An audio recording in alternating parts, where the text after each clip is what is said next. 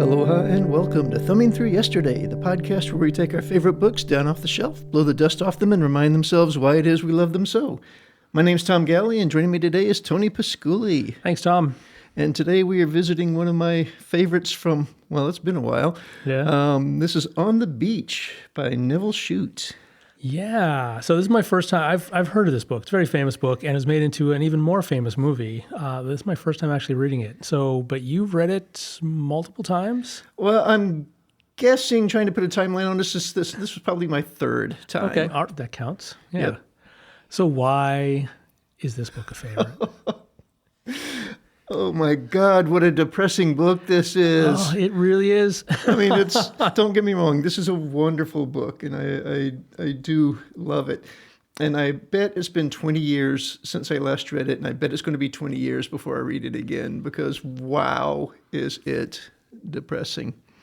But I think that this was a movie that as a child I watched with my parents. And then Dad mentioned something about the fact that it was based on a book. And this may actually have been my introduction to the idea that the book and the movie aren't the same thing. Because when I read the book, there are some pretty distinct differences between it and the film. I haven't seen the film.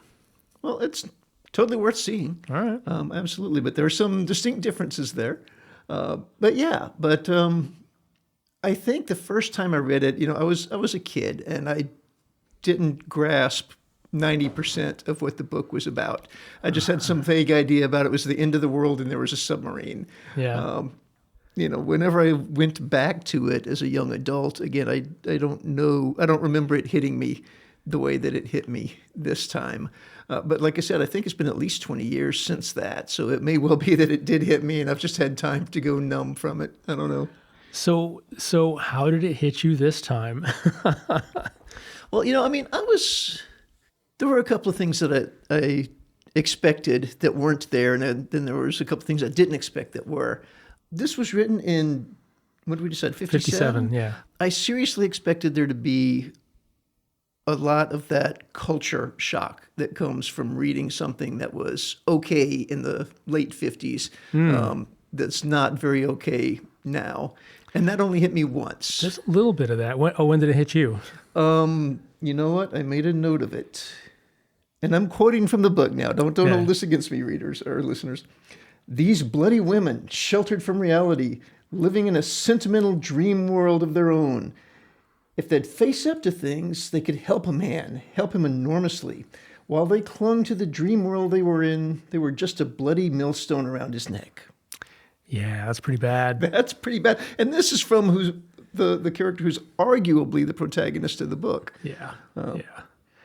There's a couple others that hit me. One was smoking in a submarine where they're not going to have fresh air for 3 weeks. Yeah. Another was a pretty cavalier attitude towards measles by the mother of Jennifer. I forget her name. Was it? Yeah. It's like, we've all been exposed to measles. It's like, well, try to stay away from the baby. Try to stay away from the baby? She is interesting, yeah.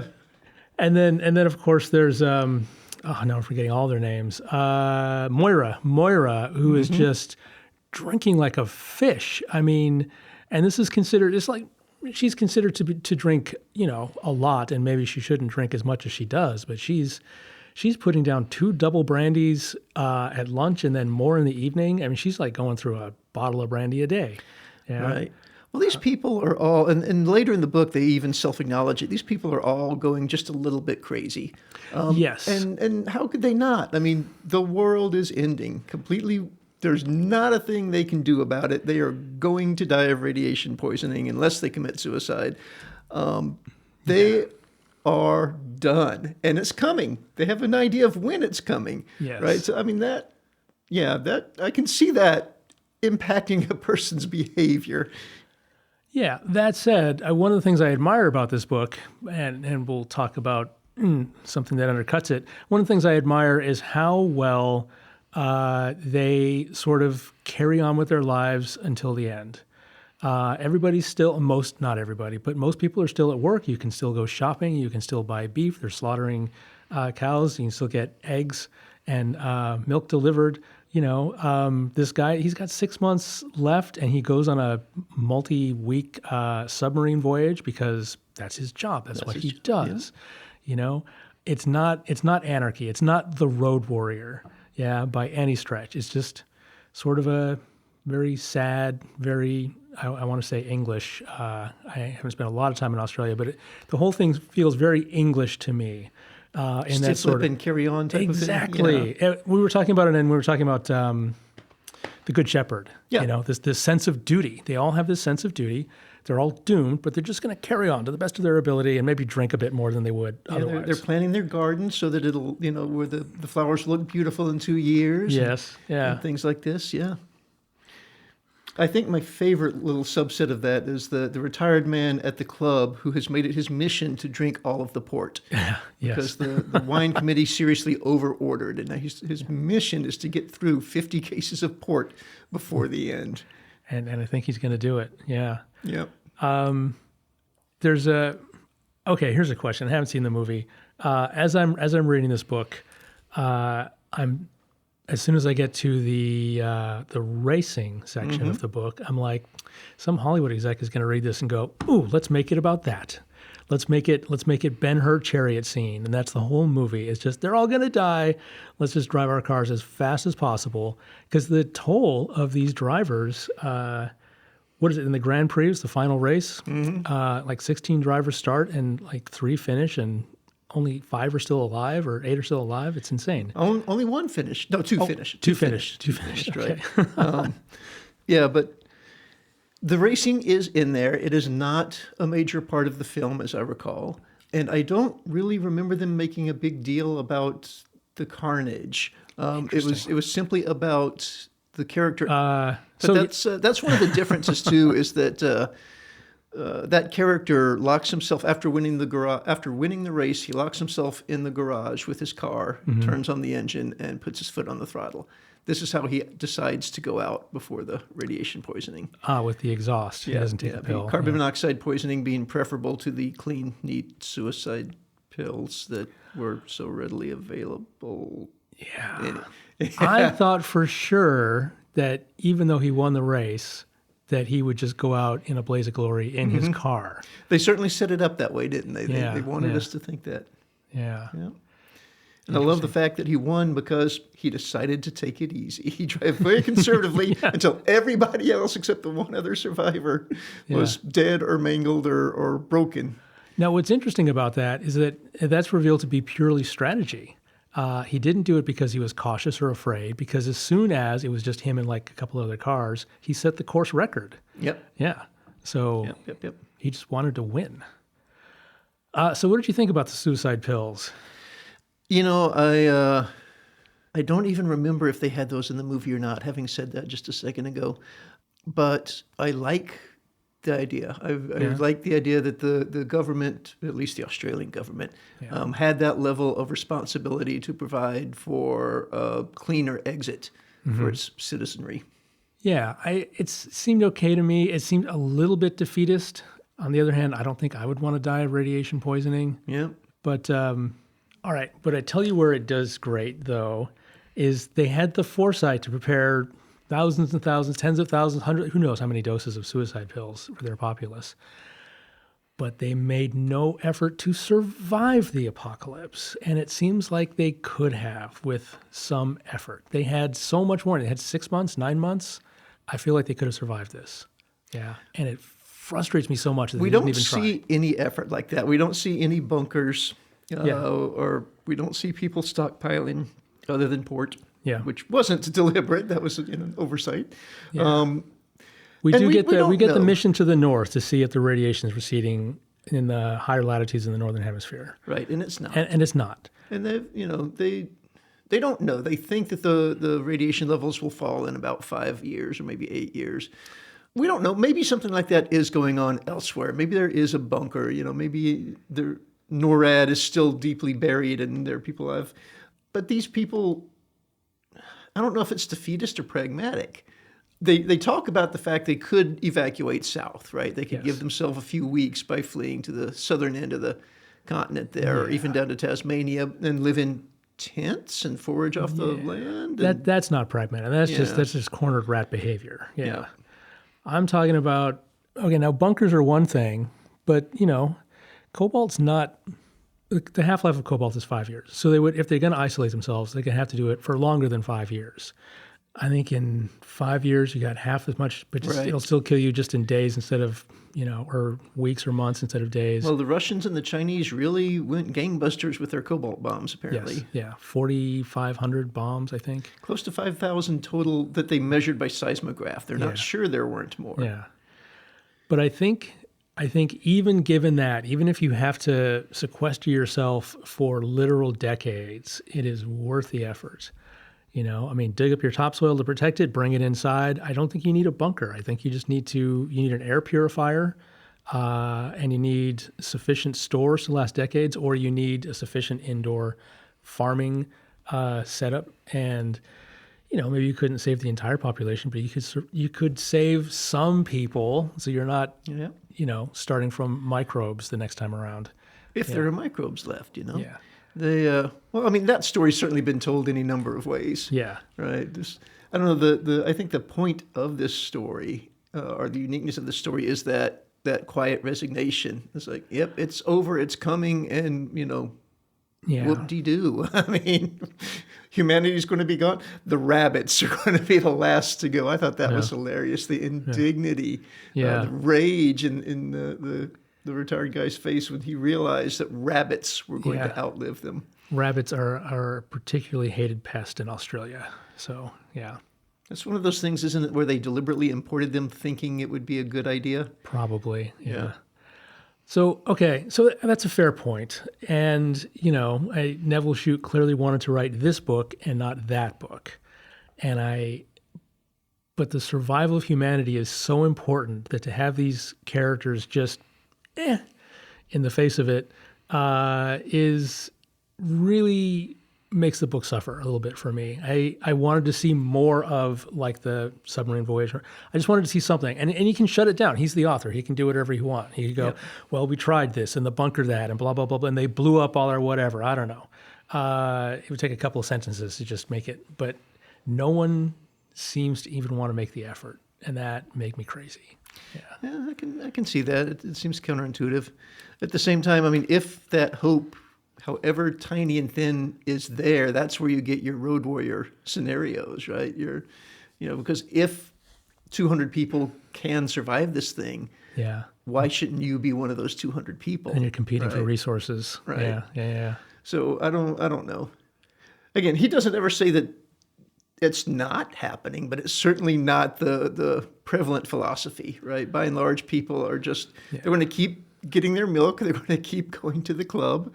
They're going to drive bicycles because there's no gasoline left for the cars until suddenly there is. When the months turn into weeks, turn into days, those hidden stockpiles start coming out, which I found eminently believable. Yes. Yeah, absolutely. It's interesting, too, that people deal with it in different ways, that there's a lot of not disbelief of people pretending that this is not actually happening, which is, I guess, how these characters have to do this in order to continue the way they know they need to continue. Mm-hmm. They have to pretend that the flowers they plant now will look beautiful next summer, and even better the year after that. And there's like all sorts of people, planning for a future which they will never experience, and then snapping back to reality and occasionally saying, but of course we'll be dead, but mostly not doing that, mostly sort of pretending. Our guy, the captain, the American, spends a good chunk of the book buying gifts for his wife and his children for when he goes home to see them in Connecticut. Yep. And by going home to see them in Connecticut, he means the Little Prince exit. Exactly. I was thinking about that. I was like, yep, this is that Little Prince all over again in a different way. Yeah. And that was a moment that got me when he couldn't find the pogo stick. And then Moira says, I will find a pogo stick while you're away. He's like, I might not be coming back. You might have to bring it a long way. Yeah. And just out of nowhere, I was like, all of a sudden, tears in the eyes. I was like, oh, wow. She is promising to do this and to, if there's an afterlife, carry the pogo stick to Connecticut to give it to his little daughter. I was like, yeah, that's touching. All right. I have a question for you. this is tangential, but this book reminded me of a couple of other books and one other movie. 2 books in a good way, 1 movie in a bad way. Okay. So the first book is Never Let Me Go by Kazuo Ishiguro. Do you know this book? I'm not familiar with that, no. This is one of the most beautiful books I've ever read, and it's a weird, I don't want to spoil it for you if you haven't read it. It's a weird, almost science fiction-y tale, but it's extremely literary, and it's about these people who are raised as orphans, and they don't know where they come from, and they don't know why they exist, and they're kept separate from everyone else, and there's an annual art show that they participate in, and they think doing well in the art show will somehow contribute to something, and sometimes people get picked and they go away, and it's all very mysterious and haunting and beautiful and incredibly doomed. And it's just one of the saddest books I've ever read, but just beautiful. Okay. Yeah. If you've never read it, it's well worth reading. All right. And the other one is A Fine and Private Place by Peter Beagle of the Last Unicorn fame. That sounds very familiar. And that's about a guy who dies, and now he's a ghost, and he's hanging out in his graveyard, and he's just regretting his life, all the choices he made. After he's dead, and there's too late to do anything about it. He's like, man, if I could just be alive and like fix this, and I should have done that. And it's like, now I'm just stuck here being dead. And it's like, yeah. And this other ghost tells him, yeah, and you're not even gonna be dead for that long. You got a couple weeks, and you're just gonna fade away. And so the book is those couple weeks of him regretting his life and then fading away. I'm just like, that sounds awful. Yeah. It's amazing. It's Peter Beagle. It's incredible. And if you like this book, you might like that book. I don't know if I can read 3 of these in a row. We'll spread it out a little bit. I wouldn't read them in a row. Anyway, I recommend it one time in your life. I've never reread it because it hits very hard. Yeah, so it's a rough read, but man. And what was the movie? The movie is Schindler's List. Oh, okay. And this is the negative comparison.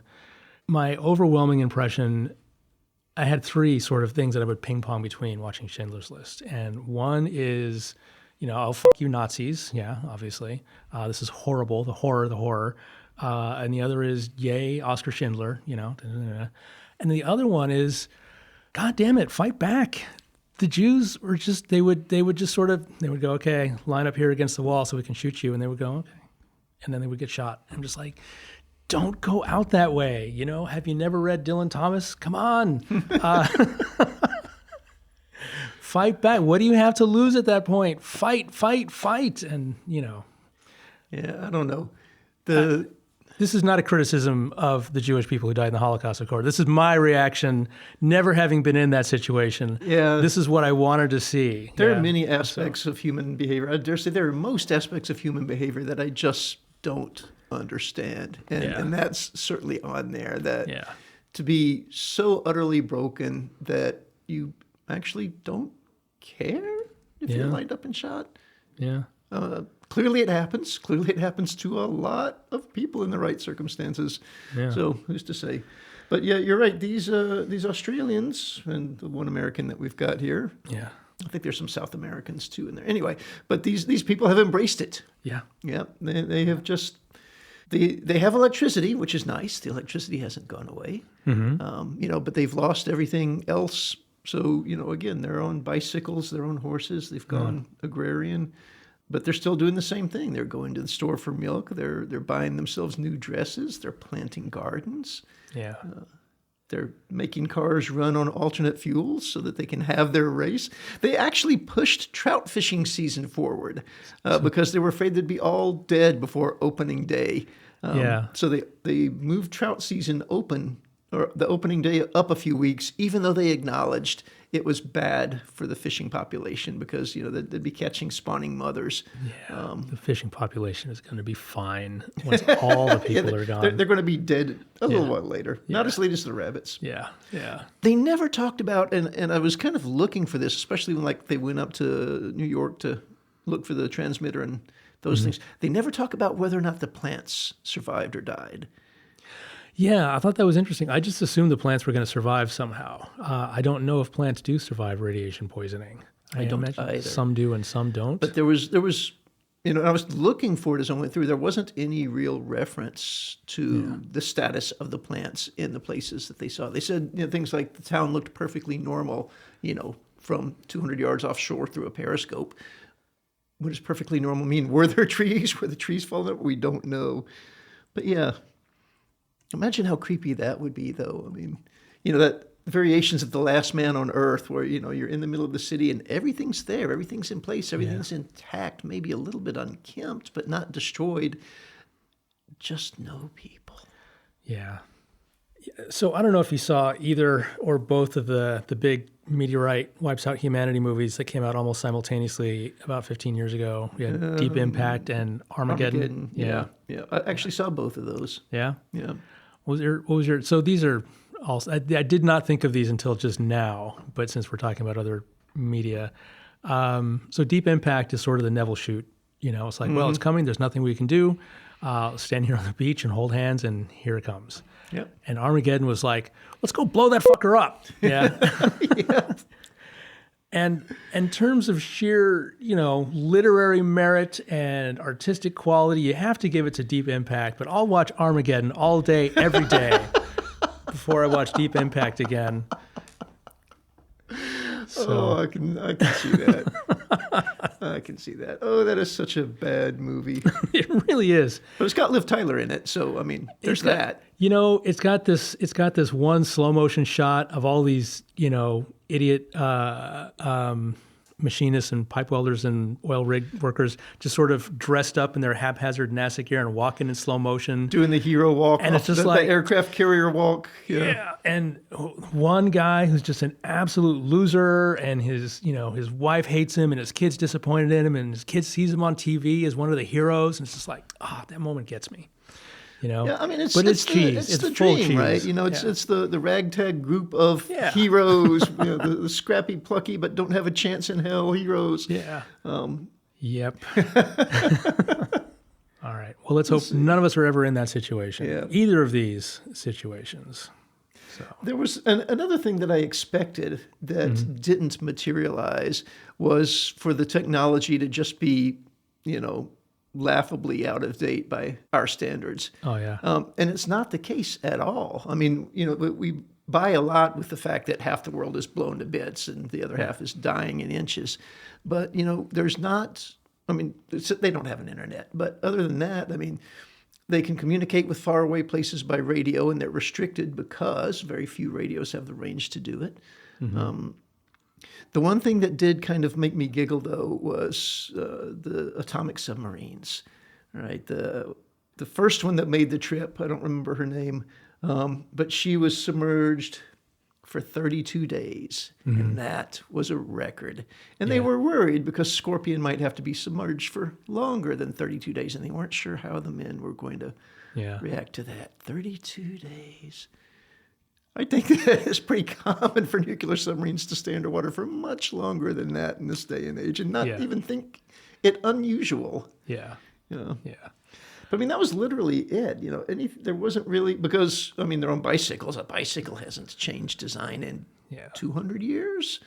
A little bit.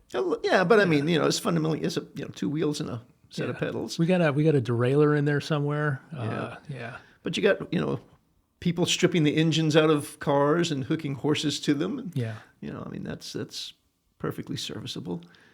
Yeah, I loved the fact when I was reading this book that it was not, I didn't have to spend any time consciously putting the decades aside. The technology didn't bother me, and other than the one point where I mentioned it, the behaviors didn't particularly bother me.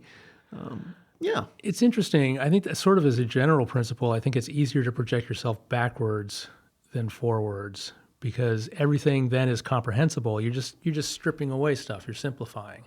Much, much harder. What are we talking? 60 to 65 years? I'm trying to 65 years roughly. But to project 65 years in the future from today would be very, very hard.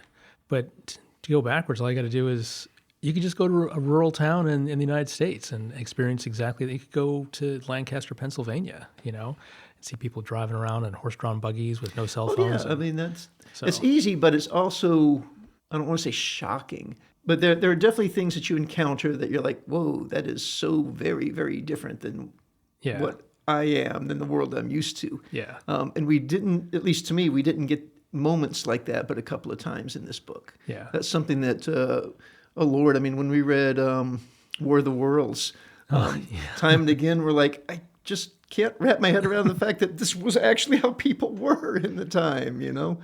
That's true. Well, War of the Worlds takes place before widespread electricity in Yeah, homes. yeah, And yeah. so, yeah. Yeah. I think, well, you mentioned this earlier. One of the things that's shocking is not the level of technology so much as the norms that have changed. You know, norms around drinking and smoking and disease and sexism and but also norms around duty. I can't imagine 20th century or 21st century America going out like this, just quietly, you know, just, hey, Well, everybody. no, we instigated it. Yeah. Well, we didn't quite instigate it, but Albania instigated it. Albania bombed Washington, but they used Russian-marked planes, old Russian planes to do it. So we what was took left of after- America? yeah. Nuked Russia. Yes. And so Albania lit the fuse, but we were the first big firecracker. Yeah. Yeah. And then since Russia was shooting at us anyway, they might as well shoot at China, Yeah. who was planning on shooting at them anyway. And hijinks ensued. What they call it, the short war? It was over in 30 days. Oh, I don't remember. Yeah. I think they called it the short. We only get that once or maybe twice was the actual name of it. I do love the arrogance, though, of they were using cobalt bombs so as to minimize the damage and maximize the lethality, sort of like a precursor to the neutron bomb, thinking that, you know, maybe the fallout would be contained. And no, it kills everybody.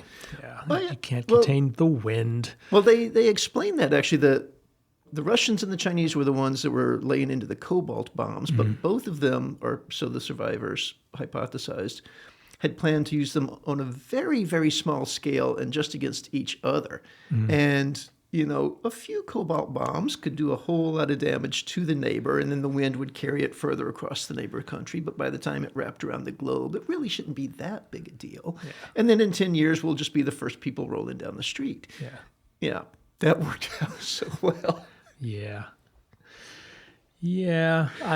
They didn't stick to the plan. But, you know, these guys are sitting around talking about it and with the intelligence that they have. And it's like, well, I mean, American leadership was gone. Yeah. After the retaliation, Russian leadership was gone. Then Chinese leadership gone. Nobody was left to stop it. And everybody who had bombs wanted to make really sure they used them. Yeah. You know, it's like, I can totally, completely see that happening, sadly. You know, and then 30 days later, that's it. And they thought, the Southern Hemisphere thought they'd be safe. They thought the weather currents were separate enough that that it wouldn't bleed down. But, oh well. It's interesting. Actually, this is a thing I didn't know. I knew it slightly before I read this book, but not much before. But yeah, there's sort of a band at the equator, and the wind from the north doesn't cross into the south. And so you don't get hurricanes on the equator. They stay in the northern hemisphere or the southern hemisphere. And Hawaii is very, very close to the equator, but not close enough, so we still get hurricanes. But yeah, so the weather patterns don't generally cross, but that's weather patterns. I mean, the air still does. Yeah. You know. Well, and yeah, so they talk about they shift seasonally, right? Yeah. That too. That virtual equator is shifts. Yes. You know, and when it shifts down south, that's contaminated air coming along with it. And now it's just. And now it's in that southern, it becomes part of that southern whirl. And Yeah. Man, what a depressing book this is. But it's good, and you know, I'm sure that in 20 years I'm going to pick this up again. It is good. It is good. It's worth reading. But man, you gotta be in the mood for it. Yeah. Yep. I don't know. I kind of got excited when they did that submission to the north. It's like, yes. Yeah. Yes. 'Cause I didn't know how it ended. I remembered the submarine trip being a much, much larger part of the book. I was a little bit surprised by how small a chunk of the book that was, because you know, it's what I remember the book being about. I believe it. Yeah. I remember 20,000 Leagues Under the Sea being about the squid attack. There you go. Like 5 exactly. pages. Yeah, I've got a few other highlighted passages here, but they're all more or less just references to the sorts of things that we talked about. there was a lot of self-delusion, and even the people who weren't self-delusional, like you Yeah. said, they didn't go out of their way to talk about it. They kind of went out of the way to not talk about it. But the idea of having to euthanize your own daughter, oh man, That was rough. that was Yeah. rough. Yeah. She's the fact that this is a lieutenant commander, he's going away on this sub trip, and he's like, hey, I might not make it back, so you're going to be the one that has to deal with this. You're the one, you, wife, are going to be the one that has to put down our baby when the time comes. And she's like, what? I will never do that. And he has to explain. It's like, well, if you don't, then she'll just be alone and crying. Yeah, if you die first, Yeah. we're not getting out of this. Nobody's getting out of this. Yeah, what an awful situation to be in. Yep. And then he rebounds. They talk about this repeatedly, that some people start to get sick and then they rebound. Yeah. Then, of course, it's a momentary reprieve. But his wife is clearly ill. His baby daughter is clearly ill. And he's sneaking out of the house to eat so that the wife doesn't realize he's in that rebound thing. Yeah. He doesn't want her to feel in any way guilty that he's going to check out with her. Yeah. I don't think it's guilt. I think he's because she's so relieved that they're all sick That they're together. all sick She together, wants to right. go all together. She doesn't want like to one at a time. And so he's pretending he's just as sick as they are. Yep. Yeah. Yep. Even though he's not feeling it. But yeah, he probably is just as sick. Yeah. So No, he is. He just, would have lasted a little bit longer than others. yeah. No, I didn't know about this rebound effect. I'll have to look at that later. That's not something I've encountered before in like movies where you see radiation poisoning, like what's the one? Red October. Red October. A crewman has to go in and fix the nuclear reactor on the sub. No, that's not Red October. That's, Not Red October. It's the other one. Yeah, they called the submarine the Widowmaker. It was the K-19, K-17, something like that. Yeah. Which was largely based on an actual series of events. Yeah. Anyway, bad movie, but yeah. Yeah. But it's the same sort of... But harrowing scene. But Yeah. but nobody, I've never seen anybody get sick from radiation poisoning, bounce back briefly, and then get worse. It's just like, Yeah. oh, now you're just going to die. You can just mark it on the clock, and it just gets worse and worse and Well, it's worse. 1957. I don't know how much they know about radiation poisoning at this point. There haven't been that many cases. I mean... I think they know there was at least one. The Demon Core was pre-1957, I believe. Yeah. Well, I mean, Hiroshima, Nagasaki, Yeah, that too. the Demon Core. Yeah. That's a chilling... Yeah, it is. That's Slotkin, I think, was the scientist's name. They put that in the movie Fat Man and Little Boy. It didn't actually happen as part of the Manhattan Project. It was later. Yeah. And they call it the Demon Core because he wasn't the only victim. Yeah. No, that thing killed... There were like 2 or 3 incidents with that particular core. But, I mean, it was precious, nigh unto priceless. Yeah.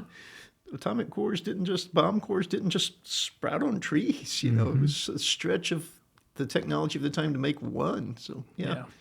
Just because it kills a few dozen people, you're not going to get rid of it. Yeah. Yeah. Anyway, so yeah, I don't know. I mean, it doesn't actually matter to me how scientifically and biologically accurate this is, but it's internally consistent and It is. Yeah. it works for the way the story lays out. Yeah. Yeah. Related note, I was looking up cobalt bombs because I hadn't heard of them before, and I don't think people actually made a lot of them or maybe even any of them. I think it was something that people got talked about and didn't actually get mass produced. Yeah, I think it's one of those things that seemed like a really good evil idea, and then a really better evil idea came along before it could be implemented. Yeah. So I think had the neutron bomb not been established, that the cobalt bomb may well have been much more popular. Could be. Yeah. Like if the hydrogen bomb hadn't been built, then the simple atom bomb would probably still be, in its heyday. Yep. Yay, technology. All right. I love this book. I think it's a beautiful book. It is depressing as hell. Do not read this book if you're looking for a pick-me-up. Yeah, but good and well written. And man, if you are, you could read this as a book about a bunch of people facing disaster, but you could also read it as a metaphor for how to live your life. Nobody knows how much time they have. These people do. Yeah. And these people are determined to live their lives until the end. And that's all any of us can do. So, that's good. in that way, it's a little bit inspiring. And if you really squint and look at it from a very narrow perspective, it can be uplifting in that despite the fact that it's the end of the world, people go on just being people, being kind Yes. to each other, looking out for each other, living Yes. their own best life as best they can with what they got. Yeah, Yeah, I mean, that's noble and uplifting it is. and sad as hell. Yeah, yeah. But less sad than, I don't know, something like Lucifer's Hammer, where it's just let's all resort to cannibalism at the first opportunity. So We've been waiting. I've been eyeing those thighs, man. All right. Any last thoughts on? I think that's all I got on this one. It was very interesting to encounter this for the first time, knowing just a little bit about it, and really kind of being in suspense almost to the end. It's like, Yep. And in the end, everybody dies. Yep. Spoiler. All right. So what's next on our agenda? What lighthearted pick-me-up have you got in store? I don't know if it counts as the lighthearted pick-me-up. It's lighter than this, but it's the darkest book in the series, I think, or one of the darkest books in the series. The book where the darkness enters the series for me. This is the third book in the Harry Potter series, The Prisoner of Azkaban. All right. I am looking forward to that. Yeah, me too. We'll see you in 2 weeks. See you in 2 weeks.